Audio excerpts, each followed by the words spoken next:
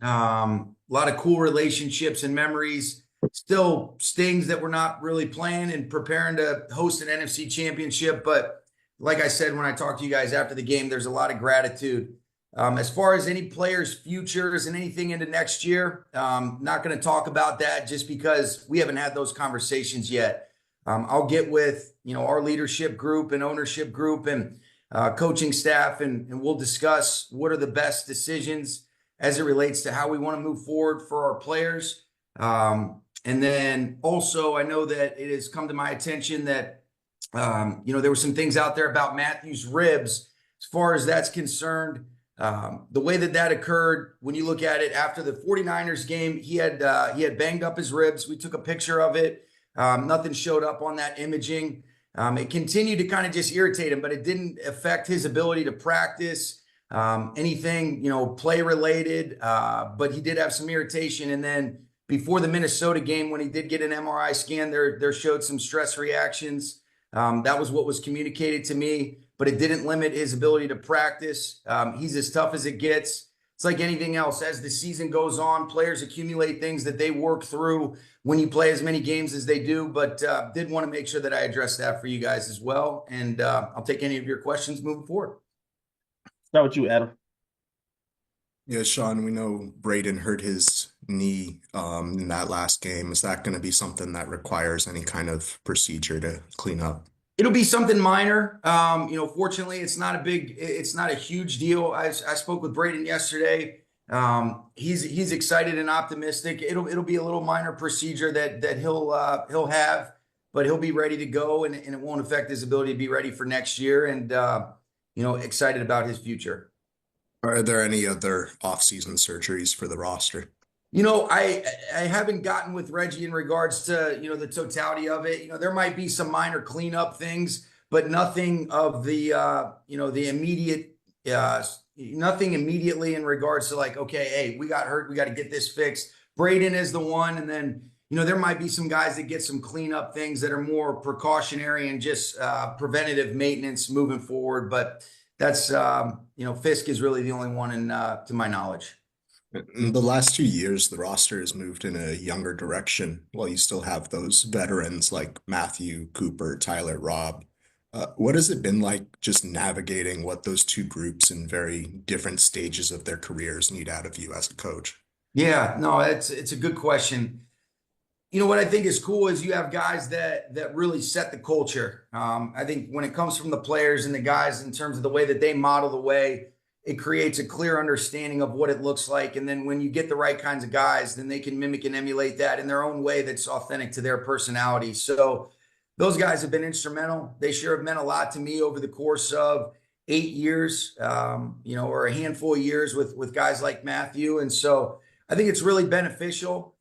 What I do think has been really good about the youth of our football team is it's enabled us to practice. You're able to do some things from a physical standpoint that maybe you're not able to do when you have the wear and tear on certain guys' bodies. And I think that was reflected in why some of the improvement was illustrated on the film and really throughout the course of the season, because guys were able to continuously work. That's the challenging thing about the NFL is as you go through a season, how do you really give yourself a chance to continuously improve outside of the competitive opportunities that you have with 17 games guaranteed? And when you can practice the way that we did, and I think this team practiced as well as any group I've been around, especially towards the latter part of the year with their energy and their approach. And I think that was reflected in why the improvement was what it was. On Monday, Cooper talked about just some of the frustrations from this season, just not getting to be as productive as he's accustomed to for a variety of reasons, whether it's just kind of freak happenstance on the field or his injury. Like, how do you evaluate his 2024? I think what he said was accurate. I think, all you can do from a receiver perspective, am I separating? Am I doing the things that I'm asked on every single play? And I think he can be proud of that. So I was really pleased and proud of the way that he led, the way that he handled himself. Certainly when you're a guy of his caliber that's made the kind of impact from just a statistical perspective, I thought it was an outstanding illustration of his leadership. But I think there was some frustrating things overall just from some of the inconsistencies throughout the course of the year, especially from an offensive perspective, that we'll need to address. And, you know, and that'll be something that we'll really be intentional about this offseason. But I was proud of Cooper. I thought he did a nice job. Thanks, Sean. You're welcome. Gary? Hey, Sean. Hey. You mentioned that you weren't going to talk about players' futures, and I get that with guys who are going to be free agents, and you guys have to decide. But unless Matthew decided to retire, can you say definitively that he's going to be playing for the Rams next year? Yeah, we'll talk about all those things, Gary, at the appropriate time. I know he's playing really good football. Obviously, I love him, love working with him. What he's meant to our football team has been immeasurable in a positive way. So what we'll do is we'll continue to look at, you know, the quarterback is always the first thing in mind as it relates to how you move forward with the team. I think he's playing really good football. And like I said, when we get back, we'll talk about all those types of things, but I'm sure proud of the body of work, really proud of the way that he's played. And I think the coolest thing you can say about Matthew, Gary, is he shines the brightest on the biggest stages. And when you look at the 7 playoff games that he's played in since he's been a Ram, he certainly gives you a chance every time you step out on the field. And, for that, I'm sure appreciative.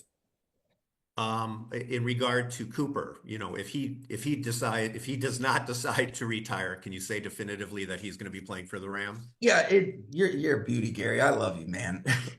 It's the same thing. Here's what I'll tell you.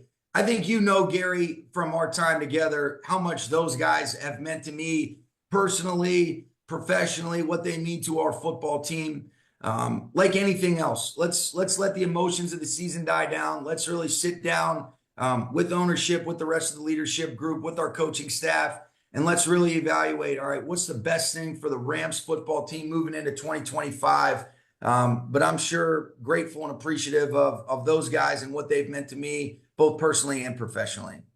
Would extending Kyren Williams possibly before the season, is that something that would be among your discussions? I think those will be, yeah, absolutely. I think that's something that definitely would be of a discussion. All those things. And like you mentioned, when you look at it and you got an evaluation of your roster and it starts with those free agents or those guys that, based on their contract status, what does that look like for you moving forward? You sit down, you say, all right, let's put this puzzle together. And it is an imperfect thing, but we try our best to make the best decisions for the football team. I'm really proud of the body of work that Kyren has put together, what he represents, all the different things that we really want to be about as a football team. And he's checking a lot of those boxes, Gary. And I think that's certainly something that will be discussed as well. And finally from me, can you let us know, can you shed light on any of your assistants that have interviewed or will be interviewing for jobs that you're aware of? Sure. Yeah. So, unless guys get better opportunities, we'll have the same staff next year. I don't know what to do with myself. The fact that we're not having to worry about losing guys to head coaching jobs this offseason. I'm like, I feel a little weird right now, Gary. So, but we've got some really special coaches. You guys, I'm sure you guys saw, Aubrey got requested to interview for the Bears DC job. He's done an incredible job. Couple guys like AC Carter might have an opportunity to elevate himself. John Stryker broke my heart and went back with Vrabel. We kind of knew that. What a great job he did with us. He's going to have an opportunity to have an incredibly significant and cool role with the Patriots. And so grateful for the year that we had with him. But other than those two guys, don't really, I think there will possibly be some things, especially as some of these head coaches are starting to get hired. There'll be some names out there, but as it relates to, keeping the continuity of our coordinators, that looks like that'll be intact. And I'm really grateful for that. Thank you. You're welcome. Sarah?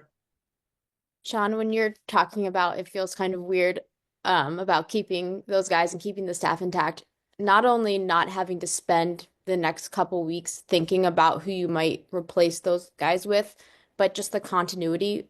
What does that mean from not just during the season, but like the start of OTAs and the planning process? What does it mean having the guys already in the building? Oh man, it's huge. And I think one of the things that's been cool is you don't take for granted. I do get excited about the opportunity to onboard people and learn and pick their brains, but being able to have that continuity with some of the leadership that we have in place, especially with some of the ways that we approach the latter part of the season where, those guys have been given a bunch of autonomy and they've truly taken advantage of it and it's been earned. And so when you have Mike and Chris and what Chase has done over the last couple of years, that's a really good thing. And a lot of the continuity with the position coaches where you can start to build on things. And, as you reflect back on the season, there's a lot of things that I'm excited about diving into that we can try to do a better job collectively of making sure that we want to try to avoid some of the adversity. I'm sure damn proud of the way that we've been able to overcome it.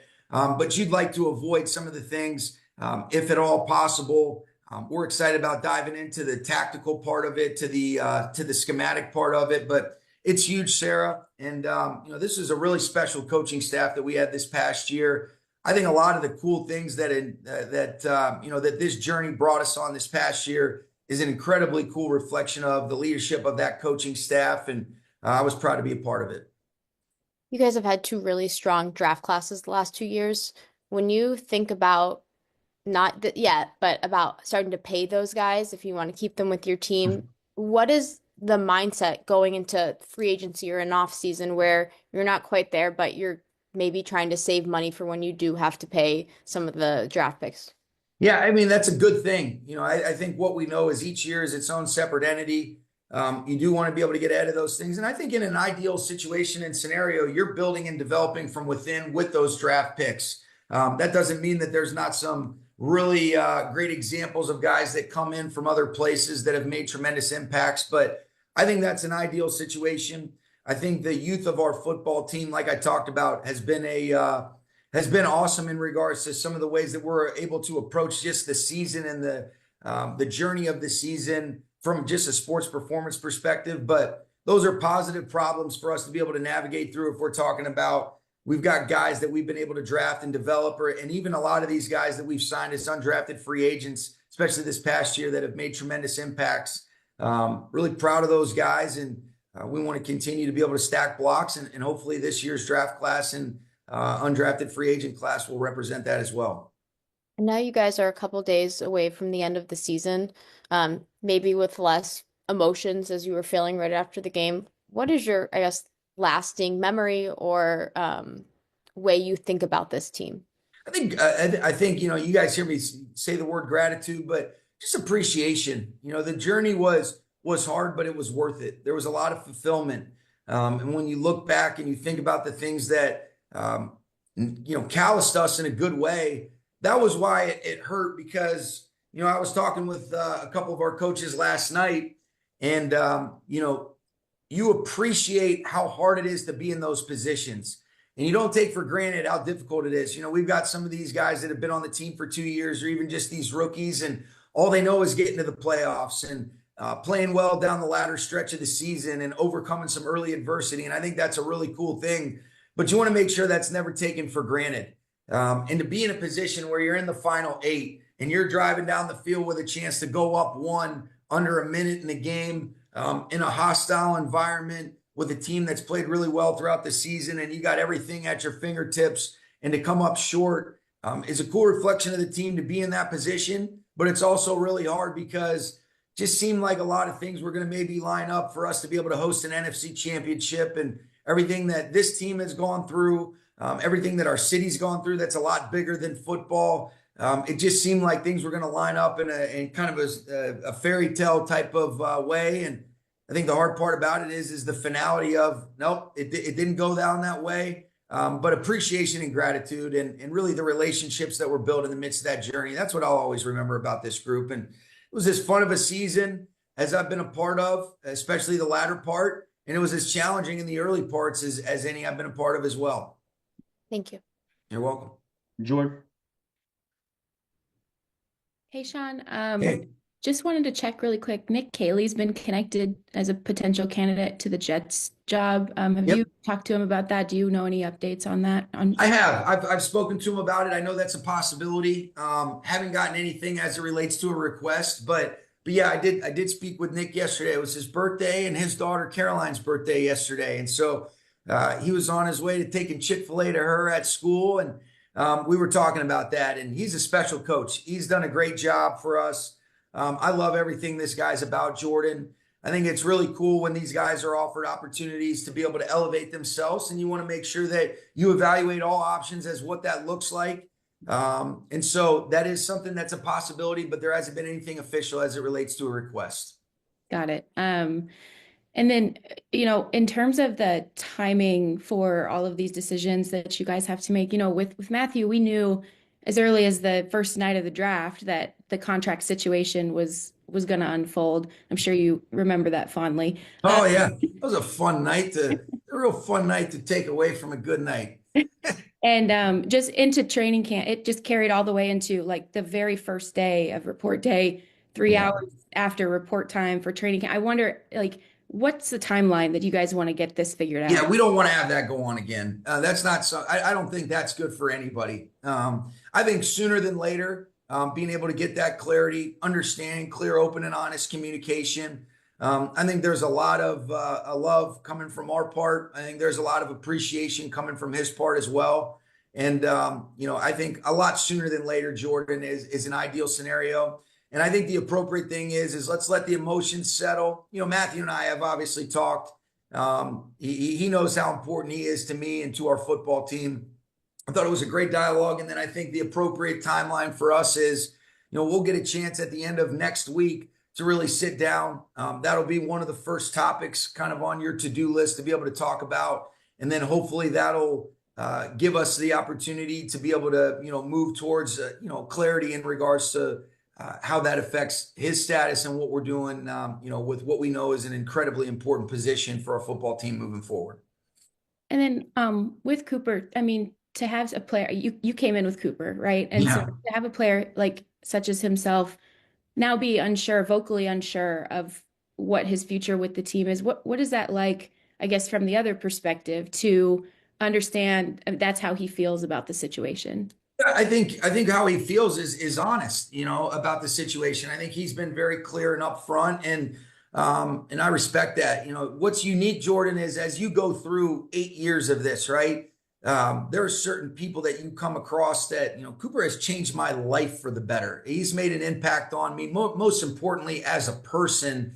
But what he's done as a player is incredibly amazing in regards to the production, but also just it's been so important in terms of a lot of the things that we've been able to build, with what he represents as a captain, the production. And so these things are very real. And, you try to say, oh, it's business, it's personal. Well, it all blends together because this is still relationships. And so I think he's honest about the situation. And I think those are the things that make it challenging. But one of the things that I've learned from him as much as anybody is there's no good way to go about hard conversations other than just straight to the point. And if you really love somebody enough, then you're able to be honest and direct with them. And he's always done that to me. That's what I've done with him, and we'll be able to, figure out what is the best way to navigate that moving forward. And like he said to you guys, he's got good football left. He wants to play for a handful more years. He's got good football. I thought he did a good job with the things that he could control. And, and that I'm really proud of him. If you don't mind, then Rob Havenstein, in speaking with him on clean out day, he was emotional. He really wanted to take the time to process what the year was and kind of listen to what his body was telling him too. Have you talked to him about his future with the team? Yeah, I talked to him quickly on Monday or whatever day that was. It all kind of blends together. But yeah, I'll get a chance to speak with Rob. I thought Rob should be so proud of himself with what he did this past year. I know he missed a couple games, but the difference between when he was in the lineup and when he wasn't, the impact that he had with the way that it's been really fun to watch him evolve into the leader and the man that he is, and how he positively impacts and influences change in a good way. He loves football. I thought he played really productive as well this year. I thought there was an edge, there was a toughness, there was a production reflected in both protection and the run game. I thought when he was in the lineup, I thought it wasn't by coincidence that Kevin Dotson played his best games as well. And so I'm damn proud of Rob and what he's done. And we will talk and we'll see where he's at, what he's looking at. But when you really talk about those guys like Matthew, like Cooper, like Rob Havenstein, like Tyler Higbee, 3 of those 4 guys I've been with for 8 years. and they've been incredibly important to us in a handful of ways. And then obviously this was the fourth year with Matthew. But those guys being those veteran leaders and modeling the way and what they've meant day in and day out, it's been really cool. And Rob was awesome this year, Jordan. It was fun to see. And I think when you put so much into something, that's why it takes so much out of you. When you come up a little bit shorter, when the journey ends a little bit sooner than what you want. But I know this about Rob, and I know this about myself and everybody else that we're talking about. They'll put themselves out there all over again, because even though it's hard and these feelings kind of suck, it's all worth it. Thank you. You're welcome. All right, we'll finish quickly with Wyatt and Stu. Hi, Sean. As you look back at this first year without Aaron Donald, what was different about the way that you and some of the position coaches approached coaching this young defensive line? Yeah, it's a good question, Wyatt. I think the first thing I would say is, you have a system that you've run, and obviously we hired Chris to be the defensive coordinator and put whatever vision he thought was best in place. And as we were working to kind of figure that out, you think you know what it's going to be like without Aaron Donald. And then when it actually comes to fruition, you're saying, damn, this is a lot different. And meaning like this guy is even better than I thought. You thought you valued him, but he's even better. And you realize a lot of schemes that are activated that you didn't even have to deal with before, that just people said, I'm not doing this, versus Aaron Donald. And you're like, oh man, we got to defend a lot more. But I thought the coolest thing that the defensive staff did was an evolution of understanding that and really adjusting and adapting to our players, to those guys that were playing on the interior parts of the D line and the outside linebacker, and then how that affected all three levels of the defense. And I think you guys saw it evolve. I thought we became a more aggressive outfit. We had some more versatility. We weren't playing some of the similar front and run structures that maybe you guys had seen us do it in previous years. But Aaron, it will go down as arguably the greatest defensive player to ever live. But I think what's really cool is our unit continued to grow together. And what was really fun was seeing how happy he was to watch it all unfold. And you see the excitement when he's at the Minnesota game and keeping in touch with him throughout the year. But I think Chris Shula, I think Gift Smith, AC Carter, Joe Canigio, those guys deserve a ton of credit for the evolution of it. But I think it was ongoing, and I think it's going to be evolving and adapting as we navigate how we want to be able to, be as good as we can going into next year. And if you said, hey, at the beginning of the year, this is what I thought we'd end up being, I don't think I think you have to be totally and completely present. And I thought the flexibility and the ability to utilize all of our players was on display, and it was a real credit to Chris and his staff. And then ultimately, it's all about the players bringing it to life, and those guys did a great job. And, it was a fun group to root for. I think everybody felt that way. And how did you see AC Carter and Gift Smith specifically, kind of grow as coaches throughout the year with that unit? Yeah, Gift's a great coach. I've known Gift, since he was recruiting me when he was trying to recruit me to go to Tulane. So I've known Gift for a long time, and the energy that he has, the consistency, the passion, the ability to really connect with those guys, be demanding but never demeaning on them, because they know that he loves and cares about them. It's a really cool thing, and I thought they got a lot better. And AC's the same way. Watching his evolution as a coach and continued maturation, there's a possibility that we'll lose AC because he might get a better opportunity to go somewhere, and that'll be a big loss. But I know he should be really proud of the body of work and the positive influence that he's made on a lot of those guys on that front. And those two did a great job. And I think it's a really cool reflection of Gift's leadership to continue to empower AC to grow and have some of the opportunities to be in front of the room or run individual drills like what was reflected last year. Thank you. You're welcome. Stu. Hey, Sean, within your first answer, when you were first asked about Cooper and when you were talking about the offense, I know it's early in the offseason and things like that, but just generally speaking, do you kind of have a preliminary idea of how different you want that vision to be this year compared to last year, and what does that look like?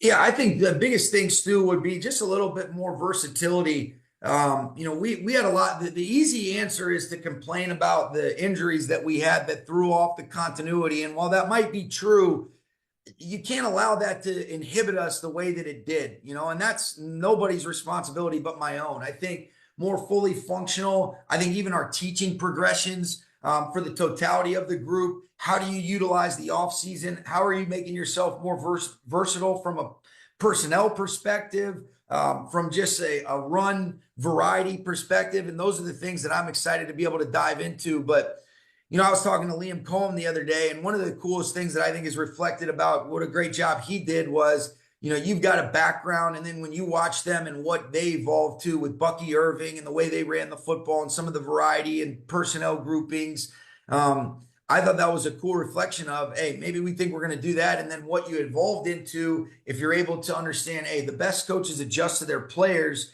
And that's what we've got to do a good job of as it moves forward, and what it looks like from our offensive line, from the surrounding parts with our backs. But I think, you know, I could go on and on about the variety of things that I'm excited about attacking to hopefully avoid some of the pitfalls that we had throughout the year to ultimately lead to more consistent production and play, regardless of whatever our injury situation is. And then lastly, with Braden and Jared both being named Defensive Rookie of the Year finalists, obviously they're already recognized by the PFWA for that award. But, you know, what can you say about just what their on-field performances meant, but also just what they meant as far as the, you know, physical and mental toughness you've talked about as far as trying to get that from this particular draft class? Yeah. Congratulations to those guys. Well deserved. And also Jordan Whittington getting recognized as a kick returner. You know, that's a really fun rookie class. I think the first thing that stood out about those guys, Stu, when you watch the film, the toughness, the edge, the competitive stamina that both of those guys had. And then you dive into their background and you hear about how they worked, how they loved the process, how they positively poured into one another. And that was illustrated immediately when they came in. And I think that's why you didn't see those guys hit the rookie wall. They got better as the season went on, and they're grown men. You know, I think you hear me throw that term around, but that's what we're looking for. We're looking for men.